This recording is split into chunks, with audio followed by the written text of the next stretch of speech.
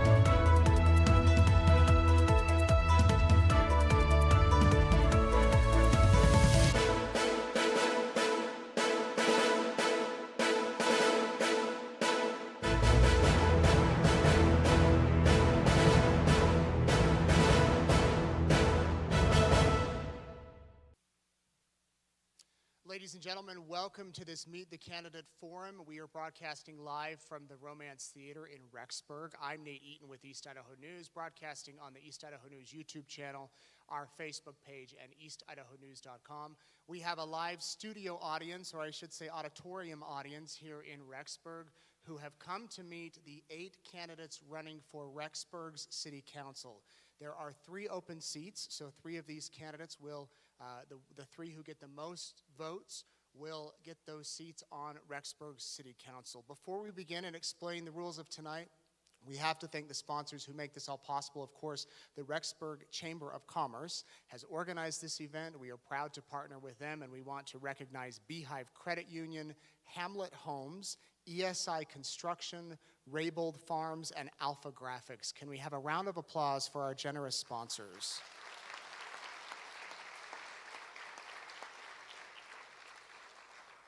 Here's how tonight is going to work. Each of the candidates will get 60 seconds for an opening statement. I will then ask a variety of questions that have been submitted from local businesses, from members of the community, and from our news team.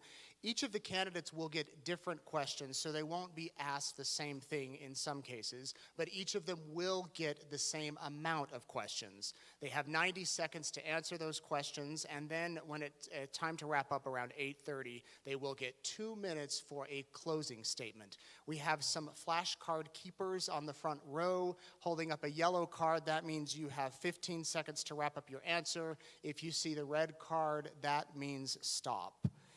You are welcome to make notes if you want to talk about a topic that I don't ask you about, and you can include those in your closing statement. And then, of course, you can meet members of the community after we finish at the end. We do have one candidate join us via Zoom from Nevada, Mr. Bill Riggins. He will be participating. And then also from my left here, we have Vince Haley, Alicia Tejan, Aaron Richards, Colin Erickson, Savannah Dodd, Lee Bryce, Kevin Baxter, and Bill Riggins. And with that, why don't we start our opening statements. Mr. Riggins, you have 60 seconds for your opening statement.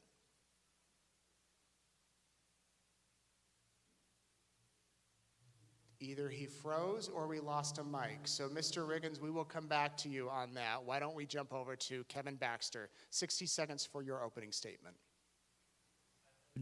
I've lived in Rexburg for about 3 years. I love this city, and I think that there are some great things coming. We also have some things that we need to prepare for, and I'm excited for the opportunity, should I be elected, to serve on City Council. Okay, Mr. Lee Price. Good evening, my name is Lee Price, and I'm glad to be here tonight. My wife, Laura, and I moved to Rexburg in 2018 when I got a job at the INL. Previously, I was in the oil and gas industry in the execution of major capital projects around the world. We lived in 7 cities in 4 states before settling in Rexburg, where we now call home. We fell in love with America's family community and knew this is where we wanted to live and retire. We had never lived in a place that we felt so safe and friendly. Rexburg has grown a lot since 2018, but I'm sure most of you have seen even more growth than we have. I'm running for City Council so I can be involved with helping maintain a safe community, smart city planning, preparing for current and projected growth while maintaining budget discipline. Thank you. Thank you, sir. Ms. Dodd. Good evening, Rexburg. I am Savannah Dodd, one of the candidates for Rexburg City Council. I am thrilled and honored to be here with all of you tonight. Thank you, Rexburg Chamber of Commerce, East Idaho News, and Mr. Eaton for organizing and facilitating this public forum. To each of you here in the audience, thank you for supporting our city and being here tonight so that you can gain a deeper understanding for which candidates will best serve our community. I've lived in Rexburg for close to 13 years, and although my time here may have started as a temporary college student, opportunities and a sense of safety and belonging quickly established themselves. In our community, I am an educator at Madison High School, a wife to a husband that also works in the community, a mother, a friend, a contributor, a servant, an advocate, and an everyday Rexburgian. I want to proactively prepare this city and its residents for the rapid growth we are experiencing while holding true to the values and traditions that we hold dear. If elected, I will work for this community with no intention of personal gain and do what is integral and correct. Thank you, ma'am. Mr. Erickson. Hello, I'm Colin Erickson. I have lived here in Rexburg for 35 years, with almost 30 of it being as an officer for Rexburg police officer and retired as a lieutenant. I have a pleasure of being married to Jean Erickson, who has been an educator for Madison School District for 20 years. We are blessed with 4 wonderful children who are married to amazing spouses. I have the best title as Papa to 8 beautiful grandchildren. I am running as re-election to continue to move forward in the projects that I have been involved with for the past years. Continue to be a voice for the citizens. I still want to be involved with the community and help and be a solution. I know that there's work to be done, and I'm willing to get in and get it done. My biggest strength is I'm willing to listen, work hard. I have good common sense and a well balance. I have helpful prior knowledge, and especially with lens of safety and security with our community and for the youth of our community. I have already established good working relationships throughout the city, county, and state. Thank you. Thank you, sir. Mr. Richards. Hey, good evening. My name is Aaron Richards, and actually I want to do something a little different, a little unorthodox. I want to give an applause to everyone who's here. Just give yourself an applause, because this is what community is all about, and it really is such a rare experience across the earth right now. And so I'm just grateful to be able to spend a little time. We get to share a little bit of dialogue. My wife and I and our 5 kiddos, we moved here from Dallas, Texas in 2019, and this is it's a really special place here. And we want to be a part of the fabric of the community and see if we can contribute in a unique way. So thank you. Thank you. Ms. Tejan. I'm Alicia Tejan. I have been in Rexburg for over 20 years. I came up here as a student and graduated from BYU, Idaho with a degree in history, family studies, and political science. I've married Anthony Tejan, and we have 4 wonderful children who we have raised here. I have been the curator at the museum for the last 5 years and worked at the museum before that for 4, so it's a total of 9 years that I've been studying Rexburg's history and its connections and all of the power of the people who live here and their resilience and the things that they've overcome. And because of that, I decided I wanted to start following more what was happening in the present, so I started attending city council meetings for the last 5 years and have been following that. And so now I'm hoping to be able to work towards its future. Thank you. And Mr. Haley. Yeah, my name is Vince Haley. I was born and raised in Rexburg, Idaho. I'm the son of Preston and Mary Haley. I'm a proud graduate of Madison High School and Brigham Young University, Idaho. I am married to Kaylee, and we have 3 young boys who keep us active and busy. I finished 6.5 years earlier this year serving on the Planning and Zoning Commission, with the last couple years as the vice chair. I served 7 years on the Patient and Family Advisory Committee at Madison Health Hospital. Earlier this year, I completed a years-long leadership training with the Idaho Realtors Leadership Academy, and I'm active in my HOA and in my community. Most of all, I try to be active in my family and coach my son's teams as much as I can. And I'm grateful for the chamber, for the candidates here on the stage, and most of all for the Constitution of the United States that allows these conversations to happen. Thank you. Bill Riggins, I believe we have your signal now. Go ahead and give your opening statement for 60 seconds.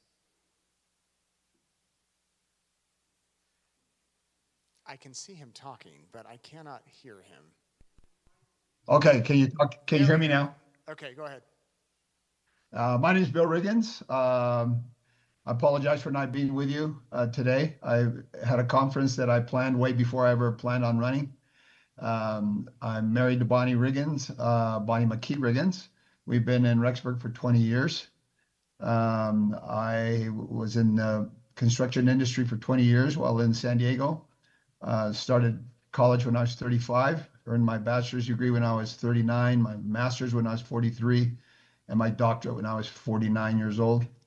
I am religion faculty at BYU, Idaho. I've been the director of the Student Honor Office for the last 6.5 years, and the Chief Inclusion Officer. And I have been the chairman of the Rexburg Urban Renewal Agency for the last 4.5 years. I've been on that committee for many years. I just love Rexburg, and I want to build on what our pioneers left for us, and I want to create, help create a place for our young people to want to stay for the rest of their lives. Thank you, sir. Let's get going with the questions. Again, you have 90 seconds to answer these questions. Ms. Tejan, we will start with you. What steps would you take to address the rising cost of housing in Rexburg? Housing affordability is something that I know everyone is aware of and is something that is on everybody's mind. The steps that I would take towards that is to do, as we are planning in city council meetings, as we're doing zoning, that we plan and zone for housing that is for that middle income. So those people who are coming from apartments and they need a place to move into that is not quite maybe as big as a big home. So zoning for homes that are that middle housing. Thank you. Mr. Price, this next question is for you. What growth are we anticipating in Rexburg and the surrounding areas, and how are we preparing for, from an infrastructure standpoint, to handle that growth? Great question. I'm actually not sure I have all the answers to how we're actually preparing. I sat in on a couple city council meetings, and I know that these things are discussed.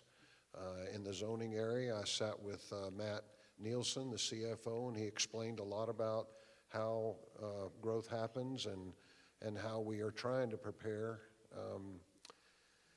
I know that we're going to grow, but I really don't know exactly how we can impact that growth. I hope to be able to find out if elected on the city council. Mr. Haley, if I can ask you the same question, what growth are we anticipating, and how is the city preparing from an infrastructure standpoint? Yeah, so we know that we've gotten growth on the north with the new temple. We know we have growth with Winco. We know the Winco is not going to be a standalone building. We also know that there's a number of people that want to move to Rexburg and East Idaho. The city of Rexburg has been proactive with the wastewater treatment center as well as freshwater supply in making sure that those facilities are able to meet the demand. But we also charge impact fees, whether you like it or not as a development person. Those impact fees help bring the money that'll affect traffic, that'll affect these different things that everybody has to apply for in the city of Rexburg. So the city council, planning and zoning, we just redid the comprehensive map over hundreds of hours of time. We've redone that. The ordinances, building codes are being looked at, and Alan Parkinson is doing a great job at revising and enabling growth in a manner that doesn't hurt those that are already here, but enables and doesn't guide or pull, but enables those that want to build and want to come. Mr. Erickson, LIDs, or local improvement districts, have become a hot button issue for some neighborhoods around the city. Do you support LIDs, or do you have another method of financing local street improvements that you think might be better? That is a very hot topic here. The LIDs have been, ever since I've been on city council, and we have discussed that. We have made some improvements this last council, or last year, on trying to make it better and easier for the citizens. I believe that we're still not to the point that we should be. We have asked for a citizens committee to be on. We've asked the mayor to put that up together, to get the citizens on there and to have their ideas, have them do research and come back to us and give us ideas that we could be able to work with and maybe implement into our structure. So we have made improvements, but we continue to want to do better, and we need to do better. Mr. Riggins, if I can ask you the same question, your views on LIDs, local improvement districts, do you support them, or do you propose another method of financing street improvements? Yeah, let me just preface this by just letting you know that this past year, my wife and I just went through this process, right? Our street was reconstructed. We then were participants in the LID. We chose to do some things on our own. We gathered 4 families together. We decided we would pour our own concrete to reduce the costs and so on. So we've just went through it. But let me just suggest a couple of things. First of all, uh, the city can't eat the cost. Number one. Number two, the way it's set up right now, it's individual homeowners are having to pay for it. So people drive by and say, "Oh, poor suckers, they have to pay. They have to pay for it." What we really need is a shared cost. We need to look at it from a community perspective, look at what's happening and where it's going to be going on, but have a shared cost where everyone in the community is putting a few pennies in, so that every year those costs can be used to take care of what is being done in the city. Thank you. Mr. Baxter, this next question is for you. One of the alternatives to LIDs that people have proposed is to pass a street bond to fund street maintenance and repairs. Which of these options do you prefer and why? Or do you have another solution to raise the funds needed for those repairs? I think that a hybrid option between the LID and the city paying for it would be a better way. I personally find bonds to be a high-risk method of financing projects, just because where we don't know who the crews that are going to be paid by a bond are going to come from. We don't know if they're coming from Jackson. We don't know if they're coming from Canada or Mexico. I feel like where if we can price match and we can find a better bidding process to make it so that we have stuff cost less, and then maybe have it set up so the city is kind of a coordinating agent and they can potentially do a little bit of a price match where it is a public roadway and it is not just an easement between two private properties. Thank you. Ms. Dodd, what about your thoughts, again, to the thought of having a street bond versus an LID? Yeah, so what I have written down as I was listening is that we do need to figure out how to fix the bidding process if we were to continue with LIDs. What's tricky about LIDs is that they are a private cost, and that can be 15 to 18% of the median income of Rexburg. That can be 15% of their annual income, which just isn't doable for most people. Bonds, like Mr. Baxter said, they can be tricky, but where this is like a communal thing that everyone uses, sidewalks everyone uses, right? There does have to be some focus on that shared cost because we are all utilizing the sidewalks in the city. Mr. Richards, your thought on the topic? Yeah, I've got pretty strong feelings on lids. I think the underlying concept is not being executed correctly in our municipality. A local improvement district, I think in its purest sense, is to improve more of a dilapidated area so that it can then generate revenue, right? So for the businesses, if it's a regentrification project, you'll do a lid so those businesses can then increase revenue, and that's kind of the core. It's lost its mooring in Rexburg by being put into these private neighborhoods. As been already pointed out, sidewalks, curb, gutter, those are public improvements. Those are not private. So they need to be borne by the Public Works Department. Okay. Anyone that goes to a planning and zoning meeting knows that when a new housing development is proposed, you have longtime residents that generally aren't in favor of it or aren't in favor of particular aspects of it. How does the city balance housing developments and providing services and growth and infrastructure in new areas that need to grow while still not upsetting long-term residents? Mr. Haley. You know, this is an interesting subject. Having grown up in Rexburg, I grew up in the middle of town. I went to every sporting event that you can imagine at Ricks College. My dad was a coach at Ricks. And when the announcement of BYU Idaho changed and the sports were eliminated, my life changed. And I can associate with many locals who have been here for a long time and understand that. On the flip side, I will tell you that I have benefited from the changes at BYU Idaho and my graduate degree and so forth. I live on the west side of town. I live in a newer neighborhood that at the local planning and zoning meeting that I was on the commission, somebody said, I don't want those people in my neighborhood. And I remember that strictly because I lived in that neighborhood. And there are many people in this community that love that neighborhood.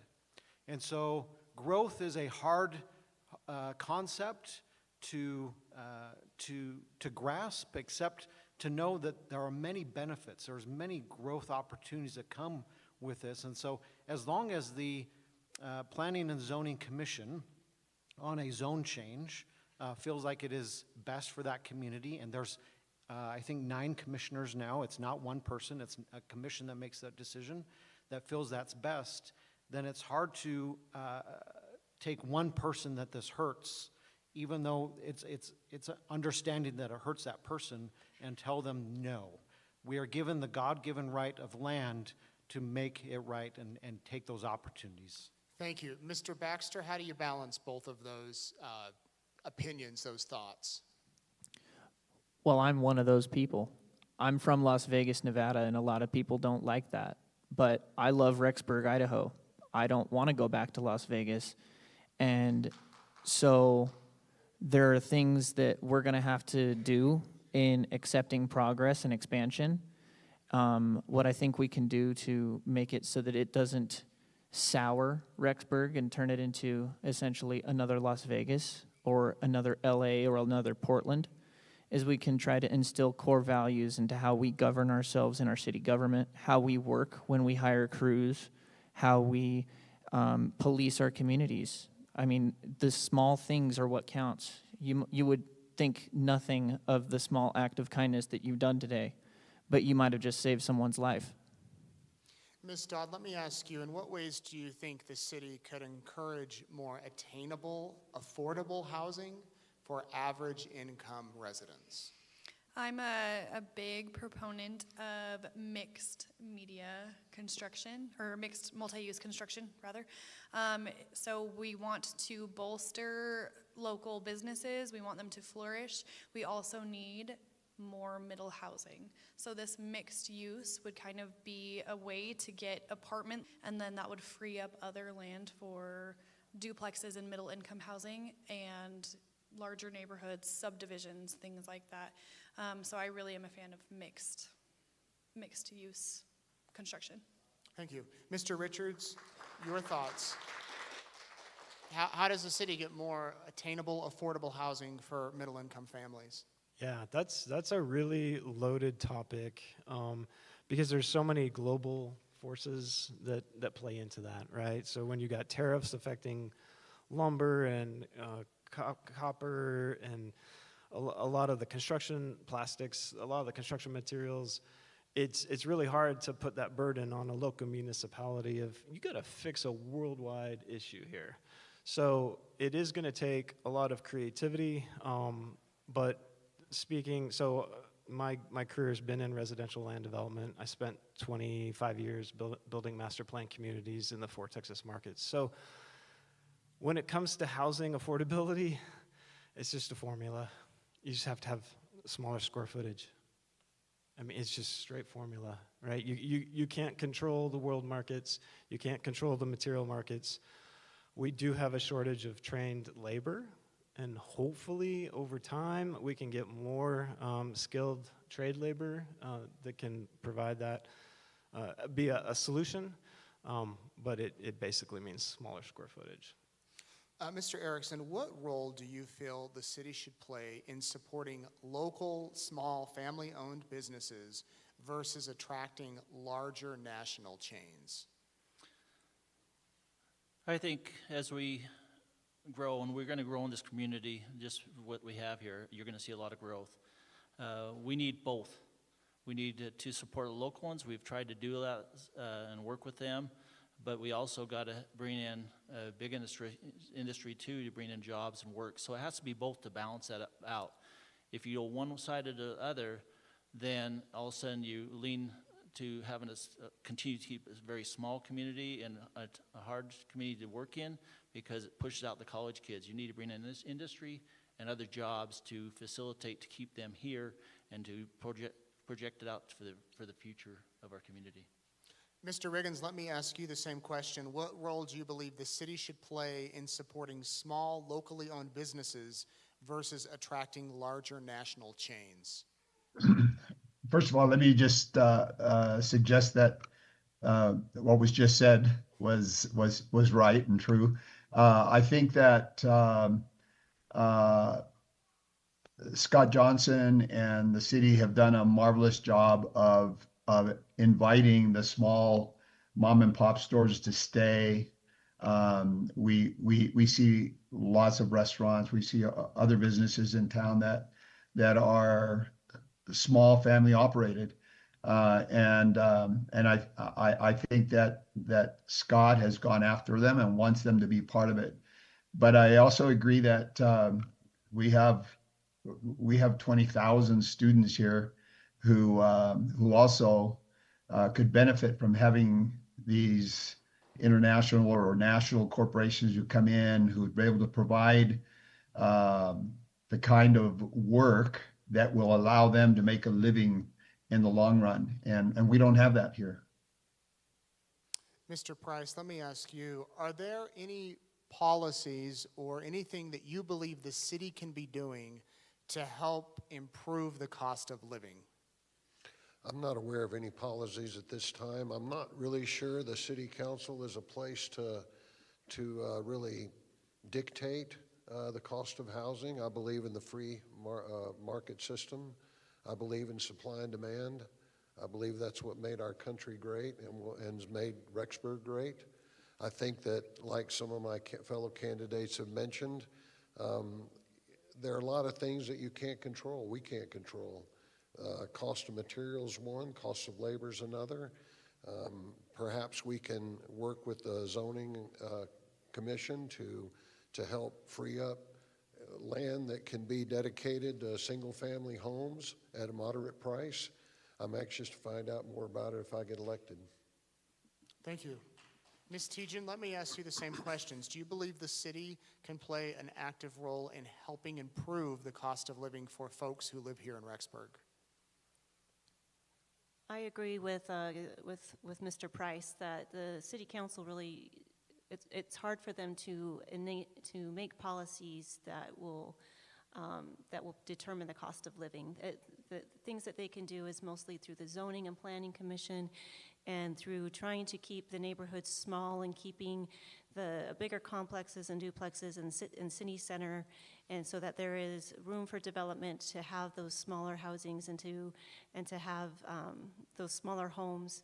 But the cost of living is a hard thing that I think is something that the city council is aware of, and that they try to take that into account this year with the LID. They actually did pass that they do cover more of the LID now, and so I think that was a policy that they made, is they cover the curb and gutter, and so they're taking that into effect, and they're looking for things to do better with the LID to help with that cost of living. This next question is for all of you. What is one business or type of business that you'd like to see established in Rexburg? And it doesn't necessarily need to be a business. For instance, it could be a pool or an activity center or something like that, something you feel Rexburg needs to improve the quality of life for folks living here. We'll start with Mr. Riggins, and we'll just go down the line. Yeah, thank you. Since you said pool, I was a swimming pool contractor for 20 years. And so let me preface it by saying this. We have over 2 million cars that drive by Rexburg every summer. And we have to attract some of those cars. We've got to attract some of those folks to come into Rexburg. So I think we need to consider and improve what is taking place as far as tourism is concerned. What do we have, right? But again, I believe that one of the things that we could do here is to have an amazing facility with an indoor swimming pool with slides and so on and so forth that would attract people not only in the summertime, but in the winter. When you start thinking about the snowmobilers, when you start thinking about all the places where they could come and enjoy. We have all of these activities. We have baseball and soccer and all these. And when a team loses, they just leave Rexburg.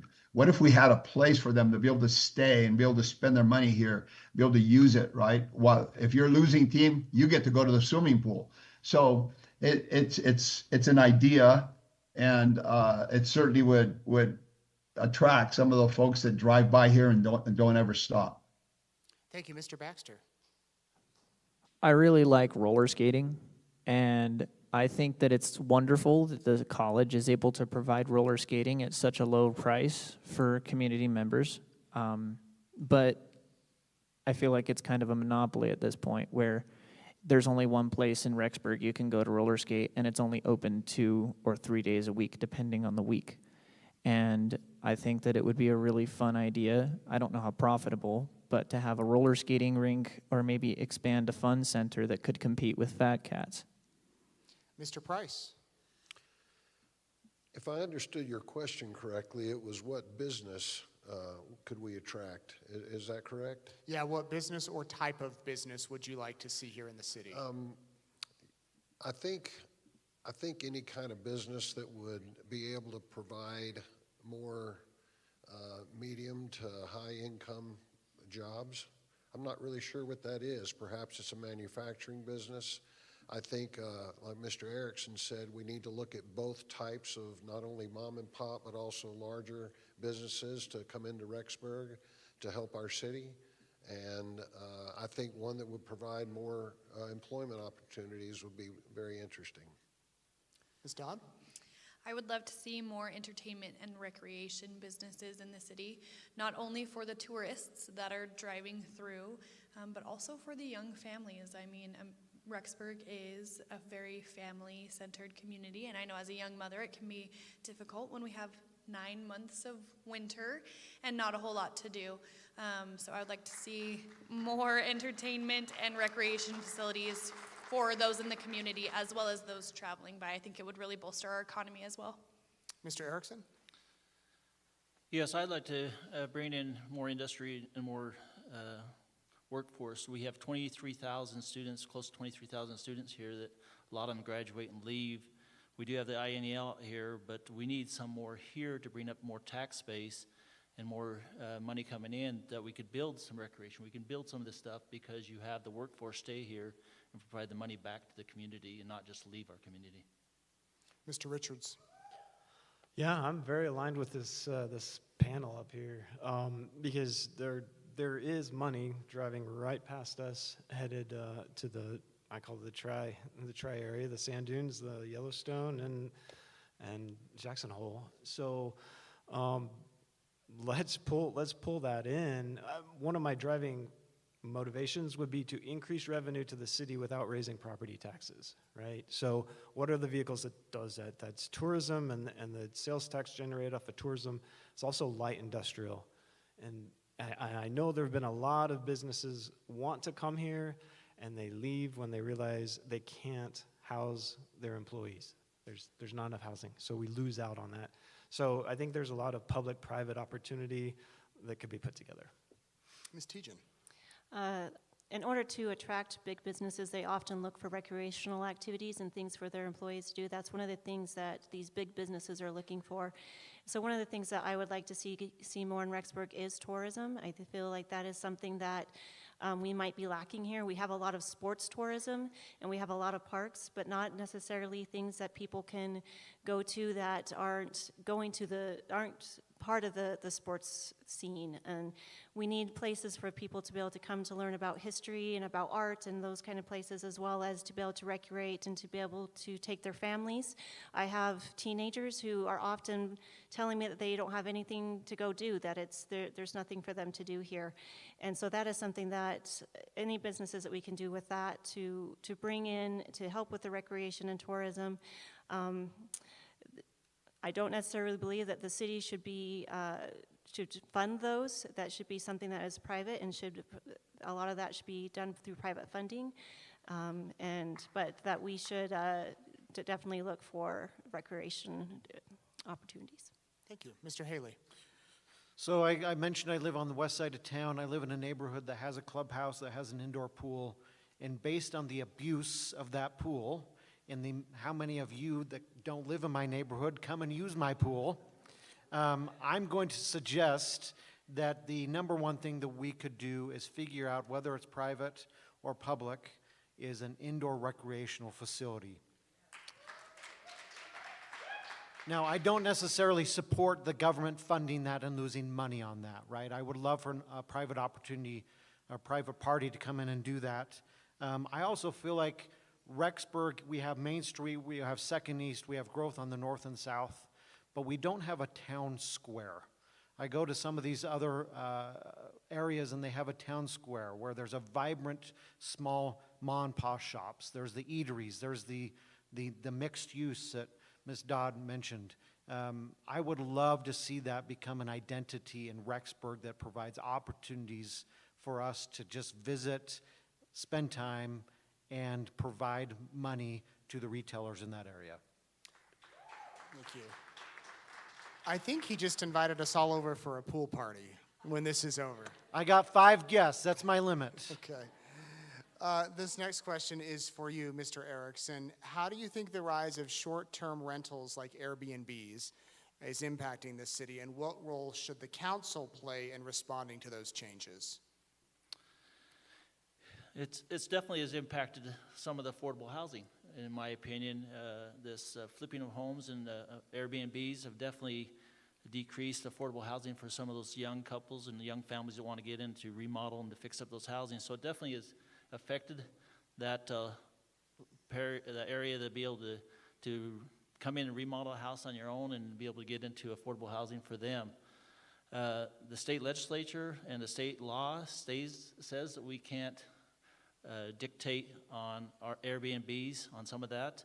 We have looked into ways that we can continue to keep our communities and our areas in a way it should be by looking at our planning and zoning and the parking ordinance to be able to enforce that. So, like I say, my opinion is that the Airbnbs and the flipping of homes have definitely affected the affordable housing and for their young couples and young families trying to do a quick remodel and get into home. Mr. Price, how can the city support improvements to downtown Rexburg and other commercial areas to attract customers and encourage business growth? That's a good question. I'm not sure I have the answer. I think that the city council's probably done a great job already in looking at what's there, how to improve it. I know that there could be opportunities if and maybe this was for a later answer, but if the police station does eventually move, there could be space there. I think the city's always looking at ways to improve, especially the downtown area, to keep it vibrant and attract businesses. I think that we continue on the city council to continue to do that. The meetings a couple meetings I've been to have shown me that there's a lot of discussion about the downtown area and how we continue to improve it. Ms. Tejan, what are your thoughts on how the city council, what is the city council's role in supporting downtown businesses, attracting customers, and helping downtown grow? As we're doing planning and as we're designing streets and different things, and as I know there's designs and talking about development for downtown and center, that we keep in mind the things that the residents might want and what the things that they might need. And I would like to put out a survey asking the community what things that they think would be good for the downtown area and what things they think they would want there. I'd also would encourage the businesses to take advantage of the programs that the city does have to help them update their storefronts.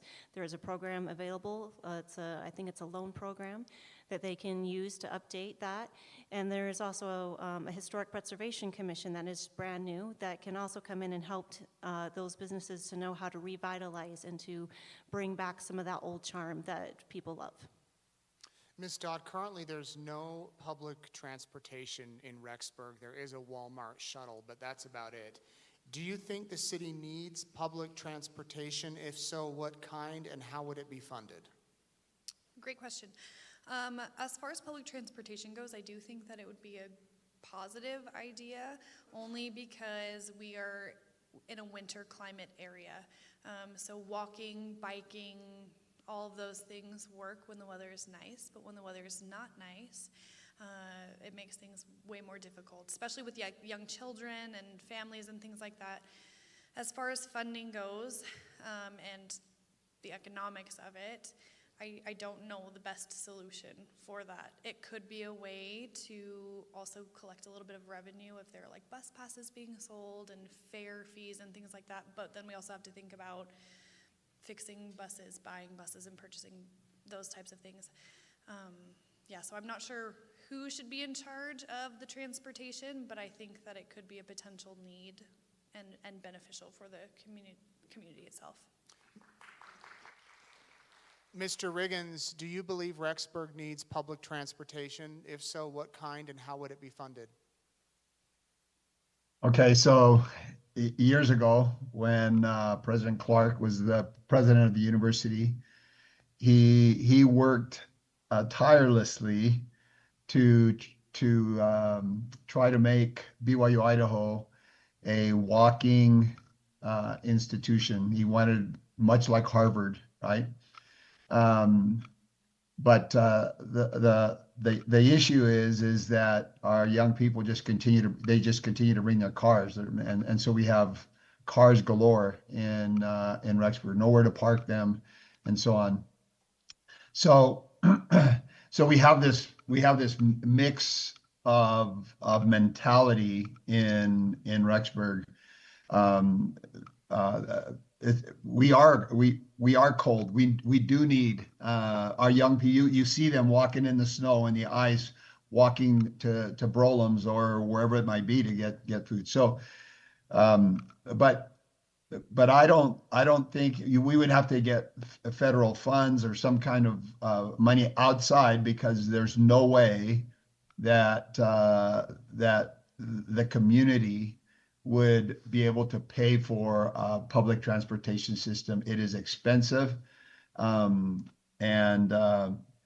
as much as I believe we need it, we would have to work outside of Rexburg to get money in order for that to take place.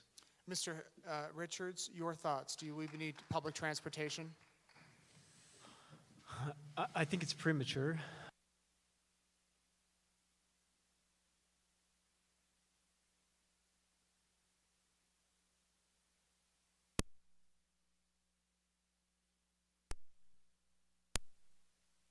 Space in our industry, we need more rooftops. And then once you get to that point, then yes, you can start implementing those types of public services. Would you mind repeating the first part of your answer just for our viewing audience at home? Sorry, for those online, it's premature to have a public transportation system. Once we have more rooftops and more industry and the budget to support it, I would be in support of it at that point.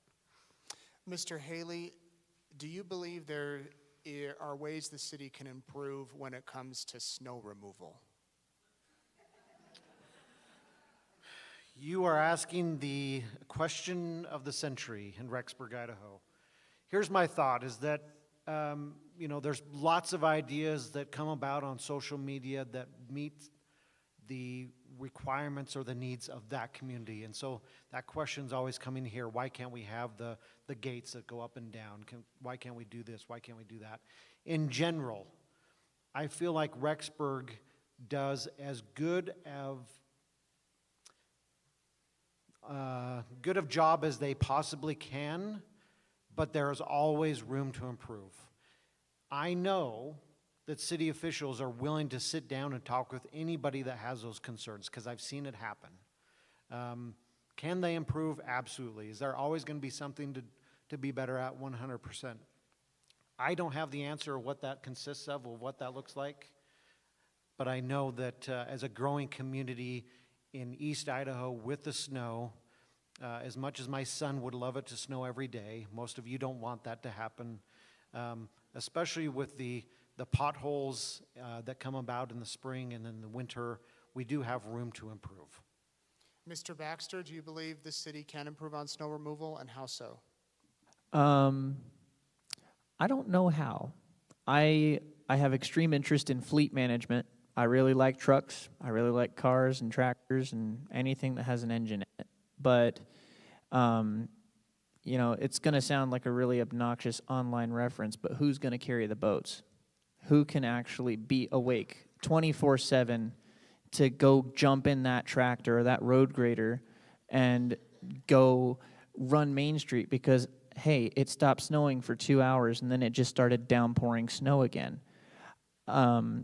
There's a lot of people who complain about it, and I myself have been guilty of complaining, but also there is room to improve, and I think that what we could potentially try to work on is if it's a budget problem, then let's find out where we're spending money where we probably could spend it better on snow removal.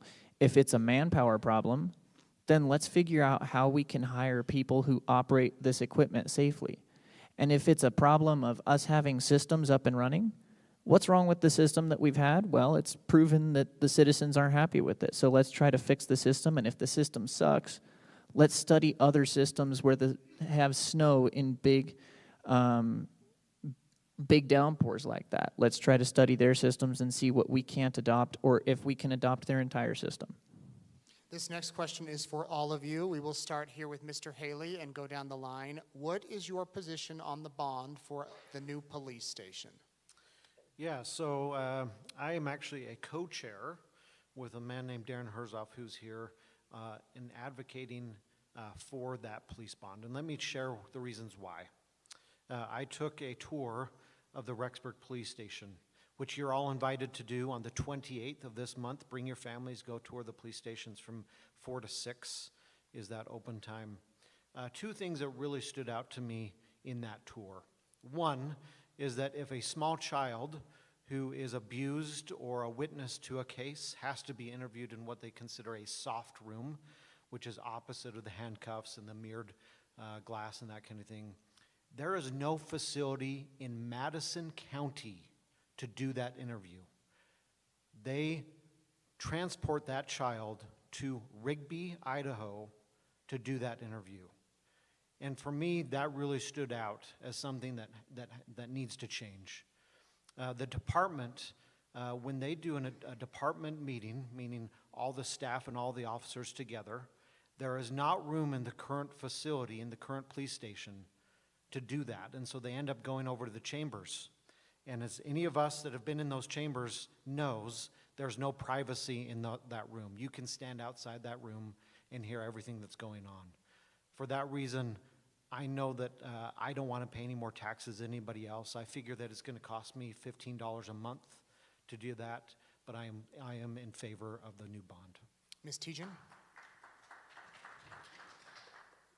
I am, as I've gone to the police meetings, as I've gone to the city council meetings, as this has been discussed and talked about, as I've listened to community members, I have come to feel that the best way for city council to approach this would be as a neutral position. And so my position on this is to be neutral and to listen to the community and to allow them to have a voice in this.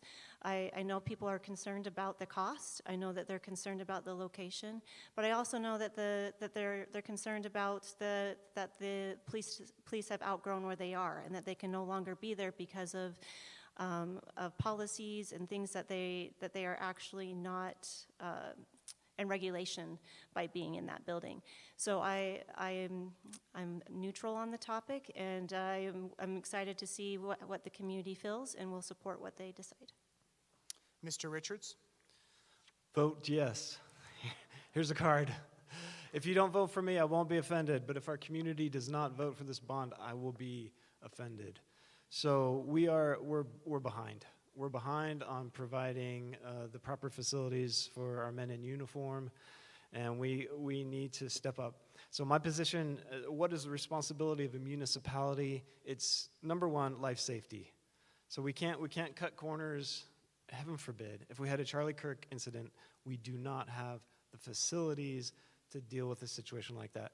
But water it way down, as Vince mentioned, we can't even handle our own domestic crime. So absolutely, and to kind of skip topic, absolutely we need to improve our snow removal. That's a life safety, right? So quality of water, the sewer systems, our police system, and safe streets to drive on. I support it, yes. Mr. Erickson, your views on the police station bond?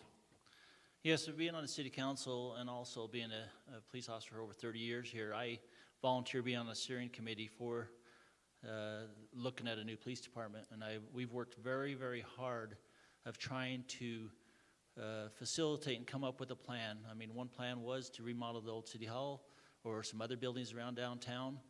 We looked at that, but when you look at paying $7 to $9 million to remodel a building for a police department, and it still is not adequate for it.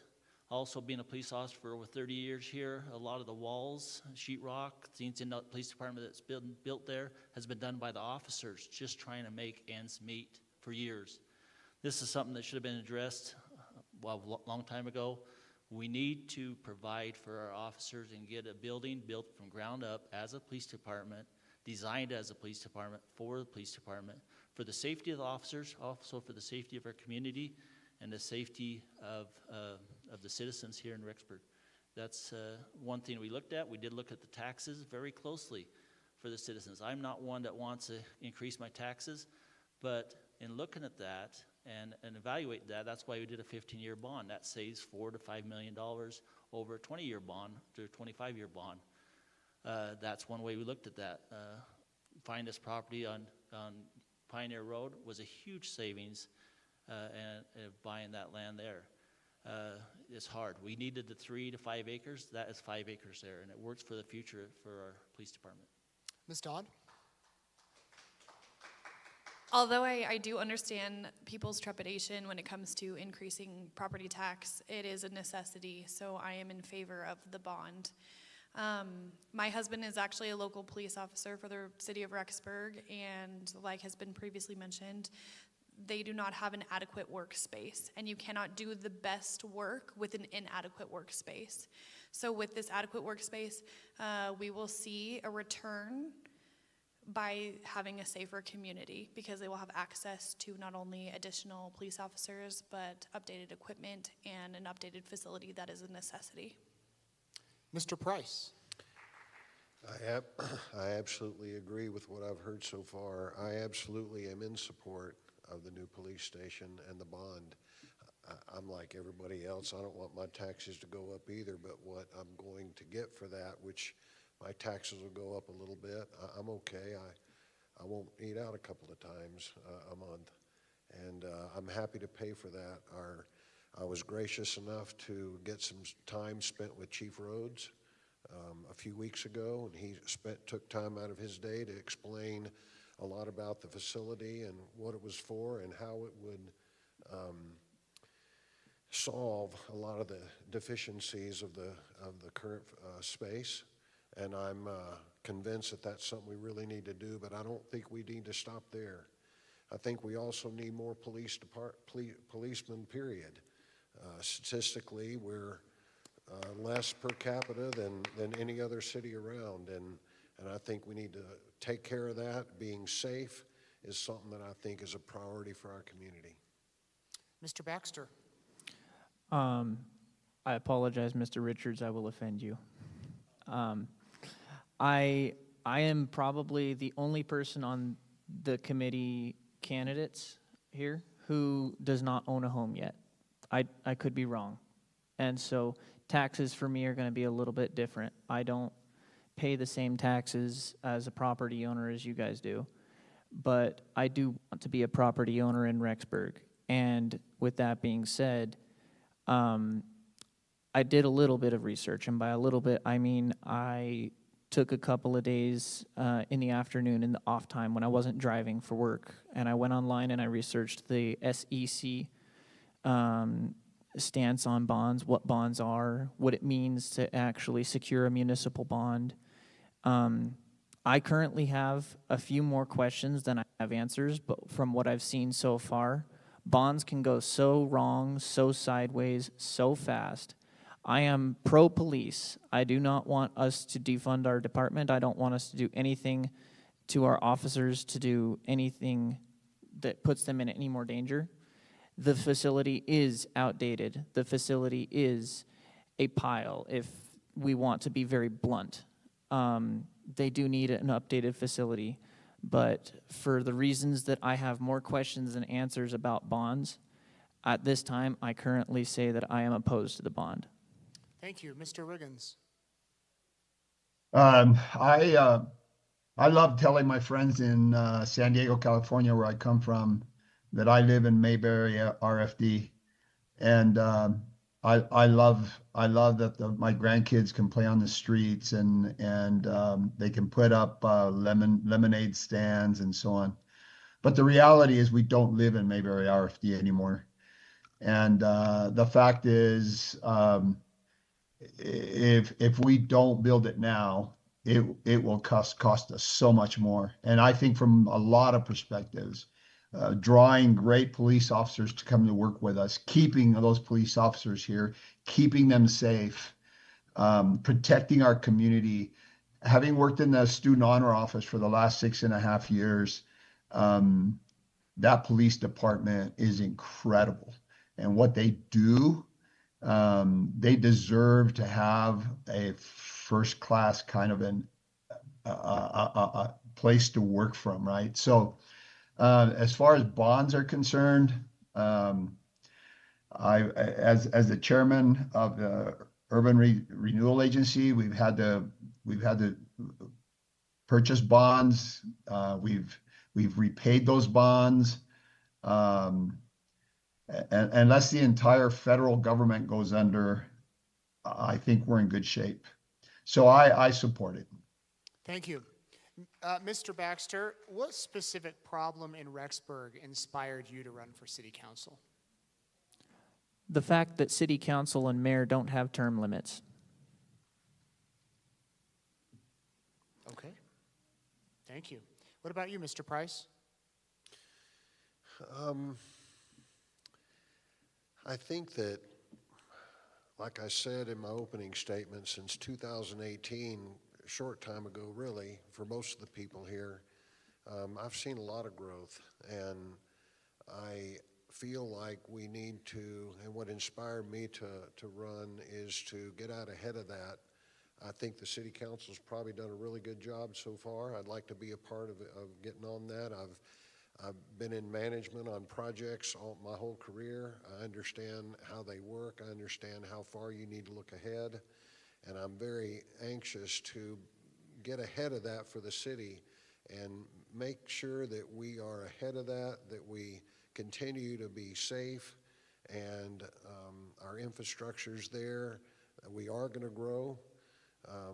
With that, it's going to be a little bit of pains here and there, but what's inspired me is to be a part of the decision-making process to make sure we grow and maintain the integrity of the quality of life we have here today.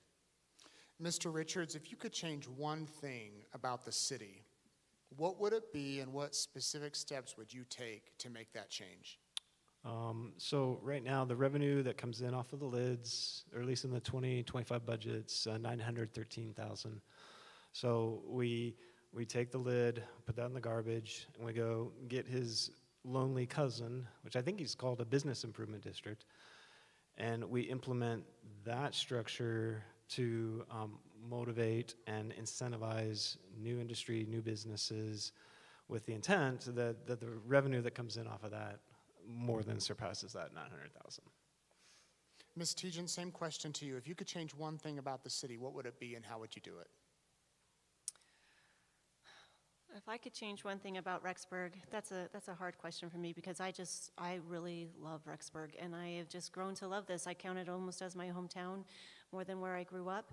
I feel like this is where I have grown up. I came here as an 18-year-old, and I have grown up. I've had a family here, and I feel one thing that might need to be addressed is the communication that is, that a lot of people address to me is that they feel that there is a communication lacking between the city and between what the community wants. And I would strive to implement strategies that would help the community to feel like their voice is being heard more, whether that's by inviting them to city council and public hearing meetings, where we can know what they want to do with their budget and what they want to do with their housing and things like that, that we can better understand what they want to do. And I will strive to be responsive to all the emails and phone calls and things that that would be given or come in, and I would strive to help people to know more about what is happening within the city council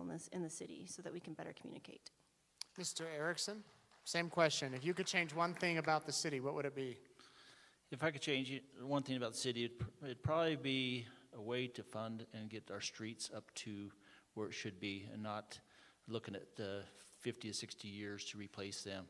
If we could get them up and where they should be so we could have the flow of traffic, the crossings across 20, the infrastructure there across the Teton River, and to be able to flow this better, I think we'd have industry start coming in more. We'd be able to move people around better, and we'd have a lot happier people because we wouldn't have all those potholes and other things in our streets. Mr. Riggins, let me ask you, in your view, what's the primary role of a city council member, and how do you see that role in relation to the city staff, the mayor, and the community? Yeah, thank you for that. One of the things that I've thought a lot about is the fact that if we get elected, whoever gets elected, our commission has really very little to do with me and everything to do with we. I believe I've never had a leadership position where I thought I was going to go in and change everything. That just doesn't happen that way. That would be demeaning and it would be foolish, right? So I believe that our responsibility is to listen again, and then to gather the resources, whether it's people, businessmen, whoever it is, gather the resources so that we can solve problems. Working, of course, together with the employees, those who work with the city. But our responsibility is to listen, and then gather the resources to make things happen. Mr. Haley, how do you view your role as a city council member working in relation to the city, the mayor, and the community? Yeah, so as a city councilman, I've worked closely with them for 6.5 years on the Planning and Zoning Commission. As a councilman, I would think that our role would be to ask as many questions as needed, to not be afraid to ask more questions, to listen to the community, to have the hard conversations and not be afraid of those conversations, to be good stewards of the taxpayers' money, and to protect this community for our kids and our grandchildren to live here and experience what we do currently. The mayor and the city council, as well as the city staff, they're all there for a reason, and they're all paid by you and by me and everybody else in this city. And so we have the opportunity to visit with them and have their listening ear, and to, again, ask them as many questions as we can in order to make our best informed decisions. Ms. Dodd, same question. Yeah. So I think that we volunteer to be elected on city council. So that means that you guys are putting your trust into us to do what is in your best interest with no personal gain or self-interest.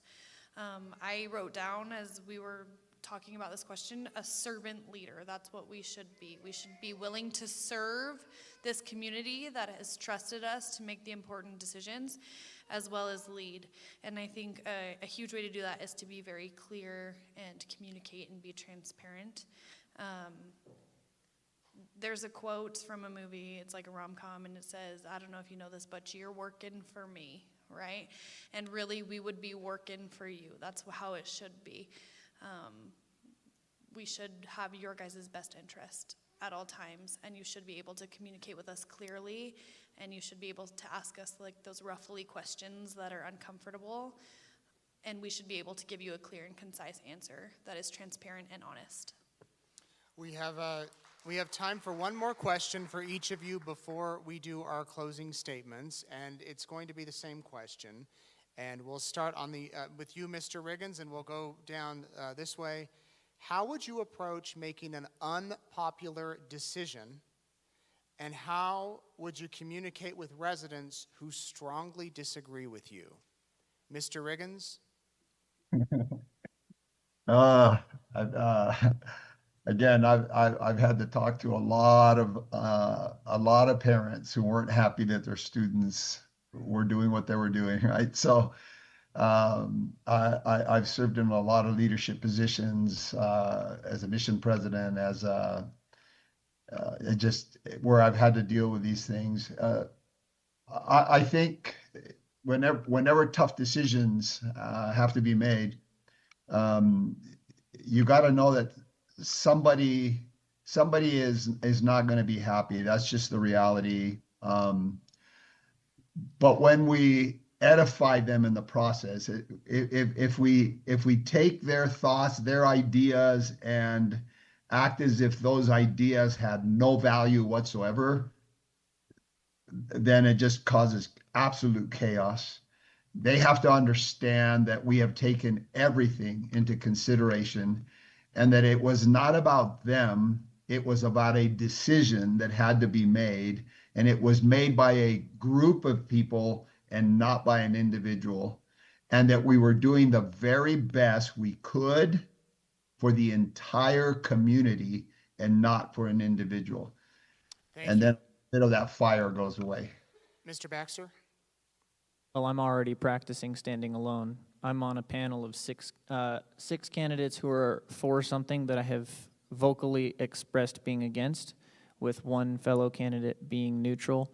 And so I am not afraid of saying no or yes if I have to stand alone, although I like to think that I'm hopefully getting better at learning when to team up with people and accept that maybe I'm not the right person. Maybe I don't know the right answer, but maybe we can find it out together. And again, I think we should have applauded Mr. Riggins a couple questions ago when he expressed that our job as city council members is to shut up and to listen. And I think, if we can we get applause for that? That was amazing when he said that.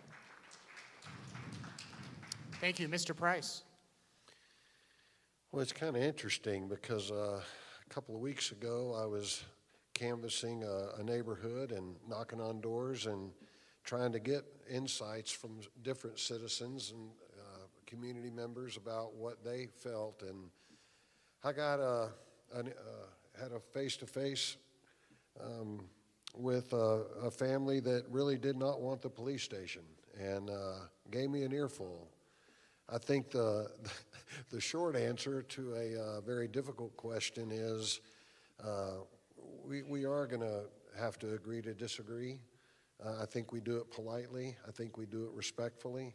I think everybody has a voice, and it's okay. If my views differ, I think that's okay too.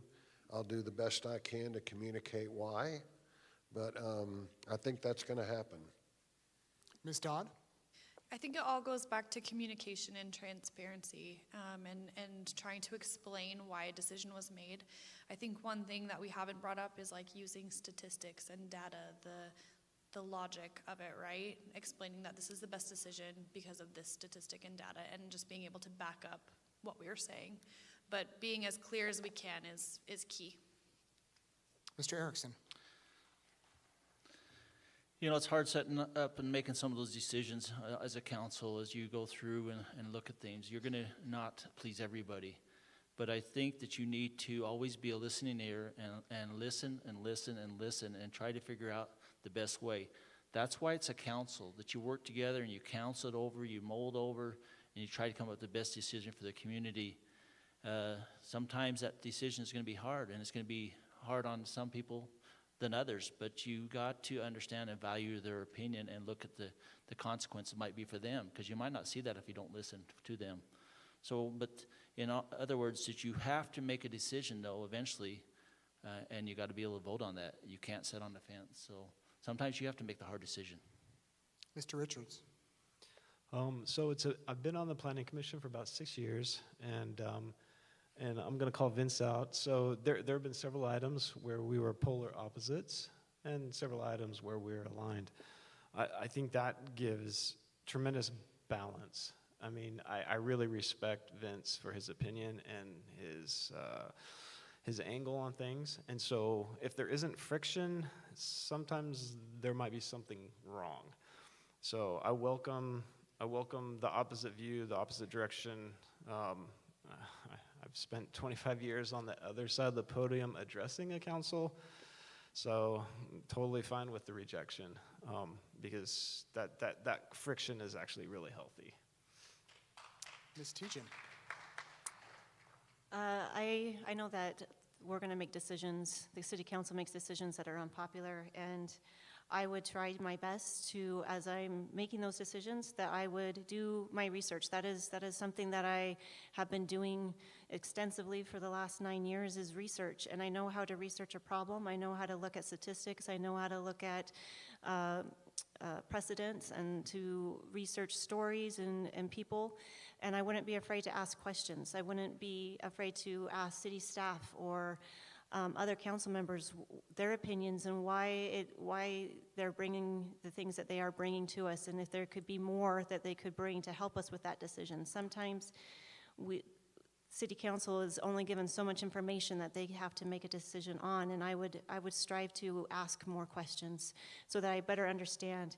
And I would ask the community. I would go out and try and find out what people think about that, and I would again encourage them to come to city council meetings so that we know what they want to do. And if we can't agree, if somebody doesn't agree with the decision I've made, I would support that, and I would understand that, because I don't always agree with others as well. And I feel like there's that respect, and we need to understand each other and be kind and to just listen. Thank you, Mr. Haley. Yeah, if you read East Idaho News and the articles that were published last weekend, you saw a quote of mine that I gave of Stephen Covey, where he said, "Strength lies in differences, not in similarities." And I fully believe that there are people in this room that will not agree with me on everything, but will make great points that I would have not otherwise thought about had I not had the discussion with them. So serving on planning and zoning, you're not always the most popular guy. You're just not. There's going to be opportunities to make decisions that don't go along with everybody in the room. But yet, when the community speaks, it's our job to listen. And it's our job to listen to the points that they make that, again, you wouldn't have always thought about had they not been there. And so the public, you do play an important role in those public hearings. You don't want to listen to the special interest. You want to listen to the community and make the best informed decision that you can. And that's why there's a council. There's 6 council members and a mayor. There's about 9 planning zoning commissioners that as a council and as a commission, they can make the best decision. Thank you. The chamber had planned to wrap up this portion at 8:14. It is 8:13. You guys are perfect in keeping with the time, so thank you. We are now going to have our closing statements. You each get 2 minutes to give your final word here for the evening, and we will start with Mr. Haley and work our way down to Mr. Riggins. So a lot of people ask me, what's your position? What's your stance? Why are you running? And I wasn't able to give that answer, so I'm going to give that now. And that, having grown up in Rexburg, spent 40 years in this community, I love Rexburg. I love the opportunities that come here. When my parents moved here to coach at Madison High School, my parents wanted to be around a university because of the opportunities that come with that. And my family, my young children have benefited from that as well. There's many opportunities to be involved, and for years, we have been told that we're on the verge of growth in Rexburg. Well, if it's not news to you yet, it's here. The growth is already happening. LIDs continue to be a hot topic. And I don't know if the mayor heard me, but before I heard that the mayor was putting together a committee, there's people in this room that know that my idea was to put a committee together of citizens, of government officials that could come up with the best solution, whether that is an LID or whether that's a bond or whatever it is, that committee could then answer to the community in what they found. I will also tell you that in the last election in the city of Rexburg, that was not a general election, so I'm thinking it was 4 years ago, there was less than 2,500 ballots cast. Now we're at about 39,000 people within the city of Rexburg now. Let's say you were at 35,000 a couple years ago. Think of the number of voters that did not cast their ballot. I would encourage you to encourage your family members, your neighbors, your churchgoers to get out and vote. I would love your support. I will listen, and I want to continue to see Rexburg grow. Thank you. I want to first thank the Chamber for giving us this opportunity to be able to address questions and to be able to give answers and to be able to listen to be able to visit with community members. And I want to thank the rest of the candidates as well and for their views. I often get, the question we get asked the most is, why are you running? And I just have such a deep, passionate love for Rexburg. And I have just come to really love this place and what it stands for. There is a power in this community, this family community, and I want to honor those values, and I want to honor the small town feeling because I came from a small town. I want to honor that feeling, but also be able to address the growth and be able to, and I understand that growth happens because I've studied it. And I've seen what can happen and the best ways to go about that. And I'm just, I will strive to communicate and to be able to open up and to be able to be transparent and to represent the community. I'm just grateful for this opportunity, and I've second what Mr. Haley has said, that please get out and vote.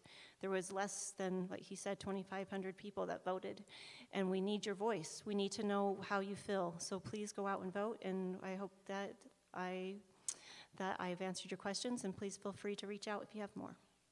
Thank you. Well, I guess it's simply put, I love building community. I was the nerd when I was 16. I would drive new neighborhoods and I'd walk the homes that were in frame stage. And then the first park I built in Salina, Texas, I may or may not have sat in my truck and cried when I saw the first girls soccer team practicing. So I just love building community. And so now that our family is here in Rexburg, we just want to contribute. So I'm not going to take my 2 minutes. That's just who I am. Thank you. Mr. Erickson. My purpose in running again for city council is to serve. I've served for 34 years here in this, Rexburg as a police officer and also as a city council to be able to serve this community. I love this community and the people, and I want to address the challenges we face in infrastructure. One of the biggest challenges, including streets, water, and sewer. We are a divided city. We have US 20 running right down the middle, and we have to get more crossings across US 20 and also across the Teton River. I've addressed that from day one when I got on, and I've been pushing that for the state highway department, also over to the legislature, and also up to to Senator Simpson. We need to get behind all this work and get the work done. I want to continue to create more unity and less division by working together on solutions that are balanced. Honesty and integrity are very important to me. I am transparent. I don't put on a face and tell you what you want to hear. I say it how it is and how I see it. I value your opinion, though, and I cherish your opinion. I listen to you. In fact, my wife doesn't like going to grocery shopping with me anymore because it takes 2 hours to get a gallon of milk. But that's okay. I sit and listen, and I take that in, and I digest that. I know the challenges we'll face affects individuals in a different way. It is my goal to be mindful of those and work together to make a solution and solve that. I love Rexburg and I love the people here. Therefore, I want to continue to be on the city council and be part of that. Please get out and vote November 4th. I emphasize that. Please come out and vote. We need more out there to say that, and we need more people to come into city council and talk to us and communicate with us. That's how we listen to you and do things. I appreciate that, and thank you. Thank you, Ms. Dodd. Our community is unique because of the individuals that comprise it. Thank you for being here to establish the importance of being informed voters. Thank you to these individuals up here with me for running for city council, for doing something brave, and for sharing the ideas that they believe in. I think it's safe to say that I don't have an easily recognizable name. I don't have any generational ties to our city or a really fancy job. I very truly represent the average Rexburg citizen.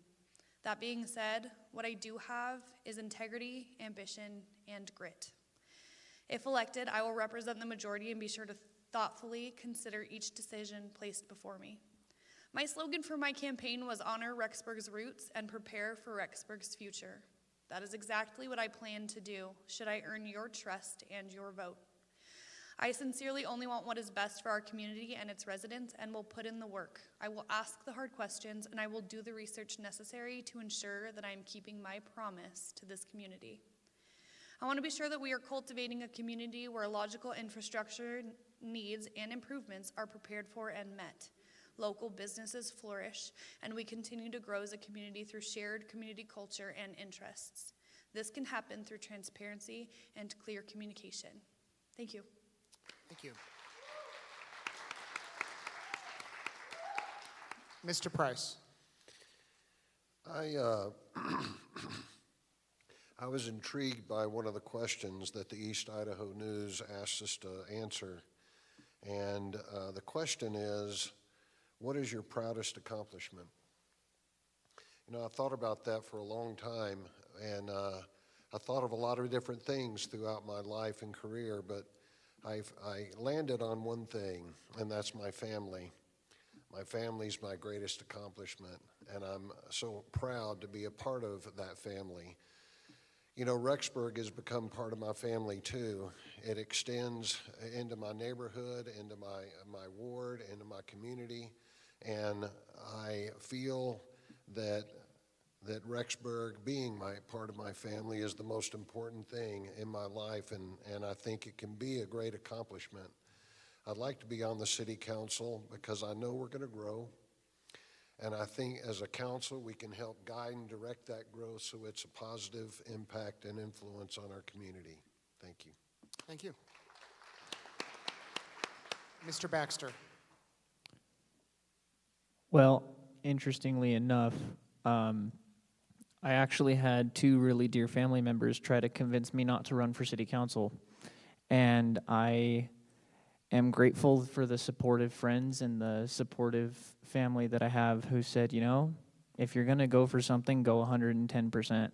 And I noticed earlier when I was thinking of what I said, they asked about something if I get elected, and I said when I get elected. I'm not a prophet of anything. I can't guarantee anything at all. In fact, standing against a very popular opinion, I think it's very statistically likely that I don't get elected. But should I be elected, I have a couple of things that I'd like to see us change. I'd like to add term limits to city government. I'd like to try to take a look at our cybersecurity for the city electronic communications, whether it's the police department, public works, or just being a general resident and citizen of Rexburg. There are a few things that I'd like to try to be involved in, and I'd like to ask more questions. I like questions. Questions are my favorite thing to get, and they're also my favorite thing to ask. So should I be elected, that would be what you're getting yourselves into. Should I not be elected, don't worry. Mr. Riggins. Thank you. Unlike Vince, I didn't grow up here in Rexburg, but Vince, I thank you for the legacy that your parents left, and I love the pioneers who built this special place. Um, when you think about them, when you study them, it was about hard work. It was about integrity. It was about grit. It was about brotherhood. It's about walking side by side with each other. We can't lose that. And unfortunately, as more people move in, there seems to be a feeling of that happening. I want to help to continue to build on that which this great place was built upon. We have to have the vision of what is coming. We're a city where the Church of Jesus Christ is going to have 2 temples, where it has a growing university, where people come and they decide to come because of how friendly the people are at Walmart. It's going to grow. And so I, over the last 7 years, and then prior to that, I've been on the Urban Renewal Agency. We have invested a lot of money in Rexburg to make it better. I want to continue to make it better. I want to continue to help it really be the place that it can be. And not saying that it isn't a great place, but it can be better, and I want to help that to happen. Thank you. Thank you. Again, your candidates running for City Council: Bill Riggins, Kevin Baxter, Lee Price, Savannah Dodd, Colin Erickson, Aaron Richards, Alicia Teagan, and Vince Haley. Let's have another round of applause for all of the candidates up here.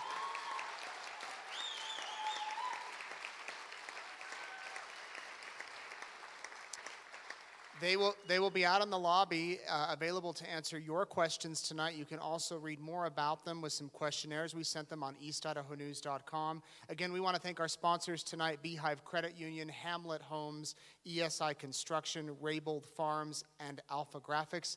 Don't forget to vote November 4th. Thanks again to the Rexburg Chamber of Commerce for holding this event. Have a good night.